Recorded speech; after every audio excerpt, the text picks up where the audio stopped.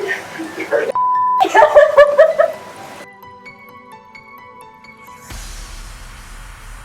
am here at Aqua Studios Aquariums to drop off this painting. You did not. Oh my god, I love it. Oh, no you didn't. That is amazing.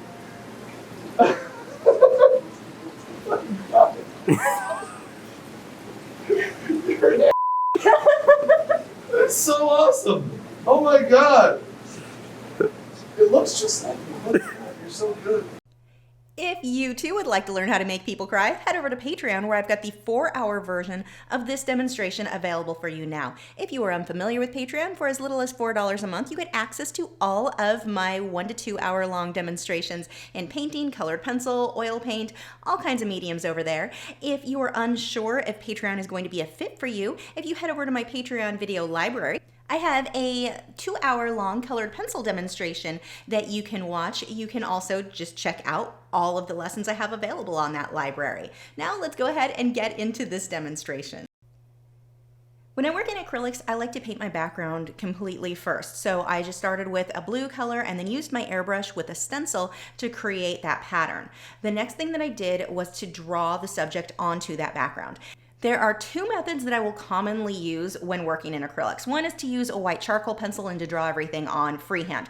The problem with that is I erase a lot when I'm drawing portraits, and that makes for a very messy canvas. So in this case, I drew my subject. He's drawn out onto a piece of tracing paper, which you saw just a moment ago, and then I use the transfer paper to transfer that image onto the canvas. Now I have completely clean lines. I'm not having to do any erasing. It just keeps everything, well, clean. Then I painted unbleached titanium white as a base layer for the skin tone. And the reason that I go with that is it's very opaque, and so it's going to cover the blue. I can't just start going on with his skin tones over the blue, or the blue will show up, or show through that paint. So by doing it first with that opaque, in this case unbleached titanium white, that works really well. Now I'm going through with browns, blacks, and then more of the unbleached titanium white to build up the shadows and highlights on the face. This makes portrait painting so much easier.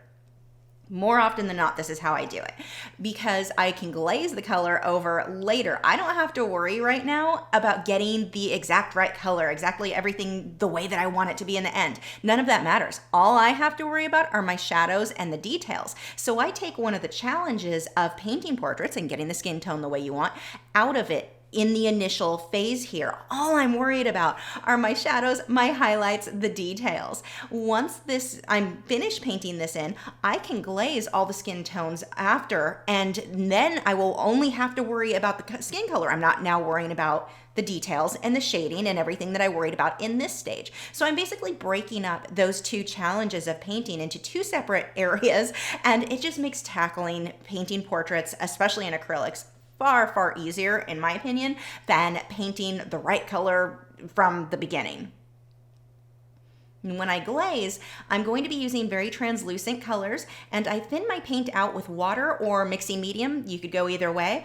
And you can see as I paint the color over this, you can still see all of the shadows, all of the details. They still show through. The key is not to use opaque, super opaque colors when you are glazing. Now I do come back through with some of that unbleached titanium white, which is opaque, to pull those brights out where I may have gone a little bit too dark when glazing. So I'm just going to work back and forth with the highlights there and then glazing the color until I get everything to be about where I want it to. Remember, when you paint blue eyes, don't go too crazy with the blue. Most people with blue eyes, they're really gray. So watch how much blue you use in eyes when you're doing portraits. Also notice that the whites of the eyes are not going to be straight white. Most things won't be straight white. It'll look very flat if you use straight white on things. But the whites of the eyes are not. Look at any portrait. Start really paying attention to portraits, or photographs, of people. They're actually quite dark. In this case, they're just a few shades lighter than his skin tone. Going to go ahead and start blocking in the lights and darks of his hat.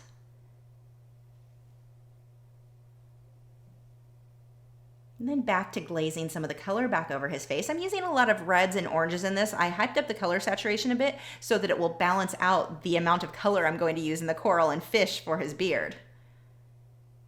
Give him an octopus buddy here.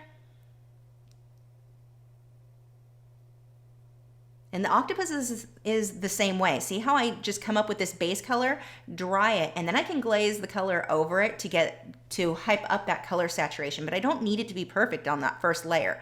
I'm going to glaze lots over it. And working on my values, just getting the darks a bit darker, pulling out the highlights. Now on to the coral. Now I'm not done with this face. I'll go back in and adjust values and color saturation and everything once I get more of the coral of his beard in so that I can balance it all out. It's very hard to balance how bright I want those colors to be until I have the rest in here, being that I'm clearly not copying a reference photo at this point. So blocking in his sweatshirt.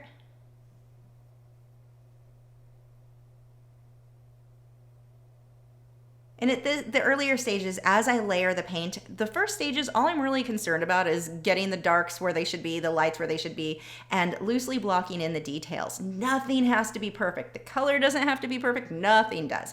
All of that comes with future layers. And as you're painting, when you go through these very ugly stages, don't let it discourage you. That's completely normal and it just takes more layers. Just keep layering until things look how you want them to be. But don't let it discourage you or make you give up or feel like you should start over if you don't like how things are going in the beginning. I pretty much hate everything I paint in the first several layers. We'll get some zoas here on his mustache. These are types of coral. You can see here, look at the way that I'm layering this and how dull these are. I don't have bright colors yet, but I will. I've got to start with more opaque colors just to get that base to cover the blue. And then once that dries, I can go over with the really bright colors. If you were to try to paint yellows or oranges, reds, any of your colors that are very translucent, if you try to paint that right over a dark background, like the blue in this case, it's not going to show up. If you really want those colors to show up, paint them white, or I painted mine unbleached titanium white, but you could paint them white first, and then when you put the oranges or reds on top of it, those colors will really, really be very, very bright.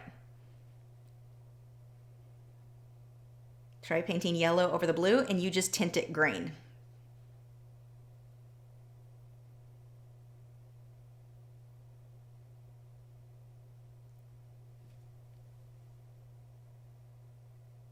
Now, most of the reference photos that I got for these corals come from Tidal Gardens.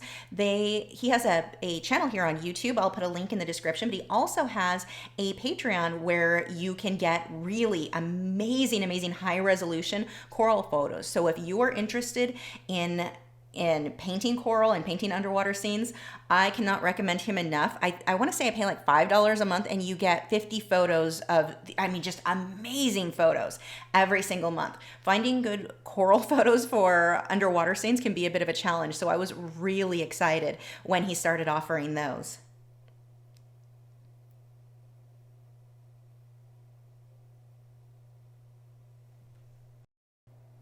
For this bright green, I've mixed some white into it so that it'll really show up. That's like what I was saying earlier with the yellows and the oranges. If I just paint that bright green, you're not gonna see it. It's just going to blend into that background. So I painted a light color first, and then when it dried, I put the even brighter green on top of it.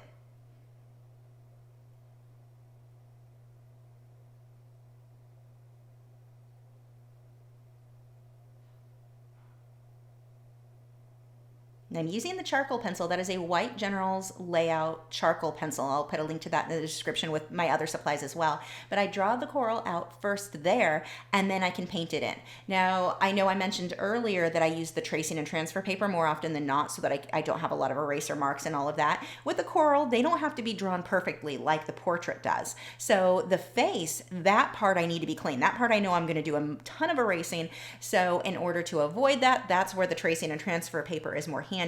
But here with the corals, they do not have to be perfect. They grow in such different patterns. As long as I'm close, it's fine. So there, it's just way easier to use that white charcoal pencil. You don't want to use a regular graphite pencil. One, it's hard to see over acrylics. It doesn't show up that well.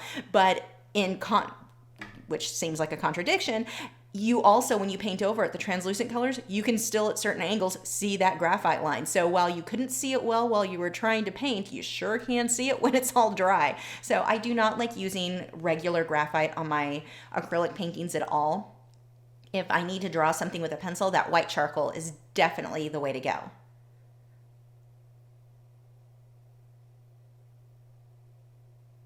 And as I do these curls, you can see I do sort of a mid-range color, then go over with my highlights with the white, and then when that dries, glaze whatever color I want on top of that.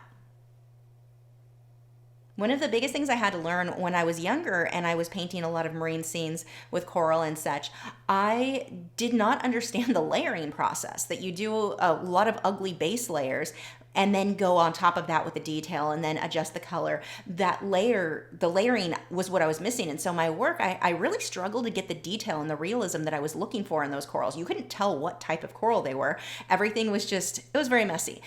This way of working, of layering, everything looks so much better. One of these days I'll find some of the older marine stuff that I've done with coral and show you exactly what I mean. But layering like this, it really does make a big, big difference. Remember, when you're painting, it's not a paint by number. I mean, unless you're painting a paint by number, but that is definitely not what this is.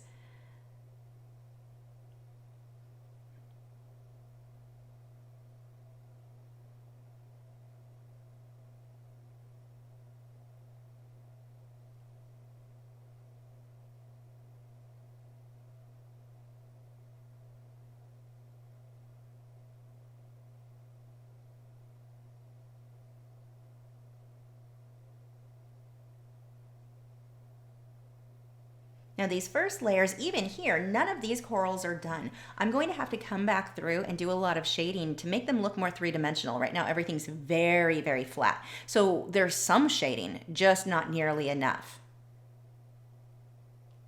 One of the biggest problems that I see a lot of artists have with their work when they're not really happy with the results that they're getting, it's not that they're doing anything wrong or bad, it's that they're not finishing the work. They're calling it finished when it's maybe a quarter of the way through.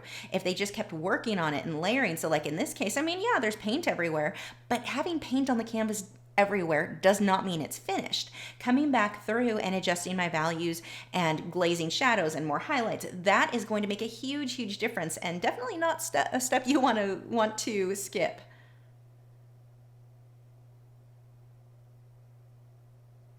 Some little mushrooms here, one of my favorite kinds of coral.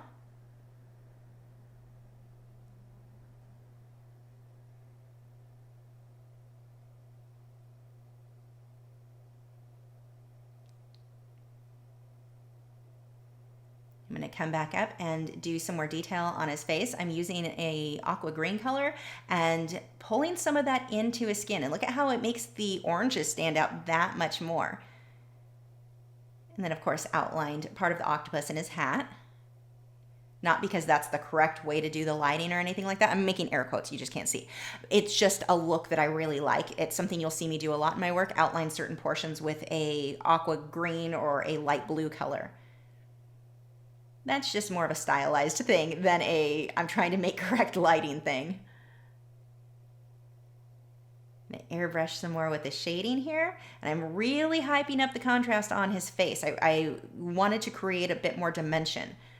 The photo that I was working from was a terrible cell phone photo taken in not ideal lighting, so that was a bit of a challenge.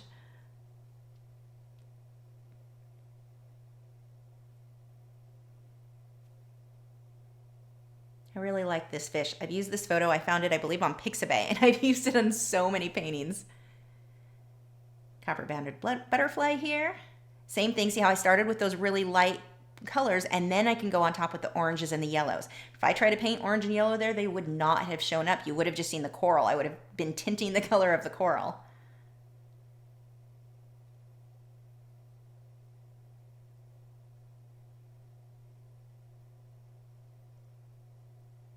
Now these guys, technically, these are saddleback butterfly fish, and they're kind of a silvery gray color if you were to see them in person. But when I paint them, I like to make it look like that silvery gray is just reflecting or picking up on a lot of other colors. So I always really oversaturate the colors in that. I pull out a lot of the blues and the purples. I just make them super, super bold. And that's another one of those things. I'm not necessarily trying to be accurate. You can tell what type of fish they are, but I've always loved the look of painting these guys where those blues and purples really, really stand out. And for the clown trigger, I find it to be easier with these guys to paint the black and the yellow that's in the center there where it needs to fade out. Paint that first and then paint the body black, then go through and draw out the spots and fill them in with white. I'm gonna let that white dry and then I can glaze the purples and blues so that they're reflecting, because those are actually white spots if you see them in person. But I want that to be reflecting, just like with those saddleback butterflies, they're reflecting the colors around it. So I'm pulling the blues and the magentas right on top of that white. One last little fish here, doing a flame angel.